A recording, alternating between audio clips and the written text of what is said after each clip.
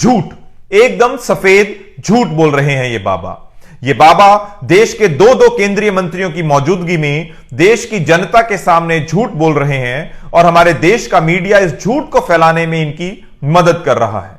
आज हम आपसे बात करेंगे बाबा रामदेव की तथाकथित कोरोना ठीक करने की दवाई कोरोनिल के बारे में। 19 फरवरी को बाबा रामदेव दिल्ली में देश के स्वास्थ्य मंत्री डॉक्टर हर्षवर्धन व परिवहन मंत्री नितिन गडकरी के साथ मौजूद थे। अवसर था पुरानी दवाई को रीपैकिंग करके फिर से बेचने का। दावा ऐसा कि फाइजर व सीरम इंस्टीट्यूट भी चौंक गए और सोच में पड़ गए कि आखिर बाबा ने ऐसा किया कैसे। दावा यह भी था कि विश्व स्वास्थ्य संगठन यानी WHO द्वारा मान्यता प्राप्त हो चुकी है।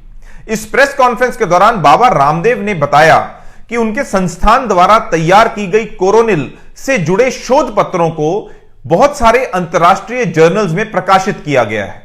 उन्होंने यह भी दावा किया कि विश्व स्वास्थ्य संगठन द्वारा इस कोरोनिल दवाई को विश्व के 154 देशों में भेजने की उन्हें मान्यता प्राप्त हो गई है।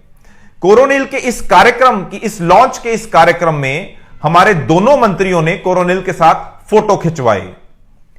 वहीं विश्व स्वास्थ्य संगठन द्वारा इस दावे का खंडन किया गया है और IMA यानी इंडियन मेडिकल एसोसिएशन द्वारा इस कार्यक्रम में केंद्रीय स्वास्थ्य मंत्री की मौजूदगी पर सवाल किए जा रहे हैं। IMA की दलील है कि नियम यह कहता है कि कोई भी डॉक्टर किसी दवा की प्रमोशन नहीं कर सकता। केंद्रीय मंत्री जो खुद एक डॉक्टर हैं उनके द्वारा कोरोनिल के प्रमोशन नियम का उल्लंघन है। IMA का यह भी कहना है कि केंद्रीय स्वास्थ्य मंत्री द्वारा ऐसी दवा को जारी करना जिसको अभी मान्यता ही प्राप्त नहीं हुई, जिस पर कोई रिसर्च ही नहीं हुई, वह विश्व स्वास्थ्य संगठन द्वारा तत्काल उसे खारिज कर देना देश और देश की जनता के लिए अपमान की बात है। यानी बाबा रामदेव देश हित को दरकिनार कर सिर्फ अपनी मुनाफाखोरी बढ़ाने पर लगे हैं।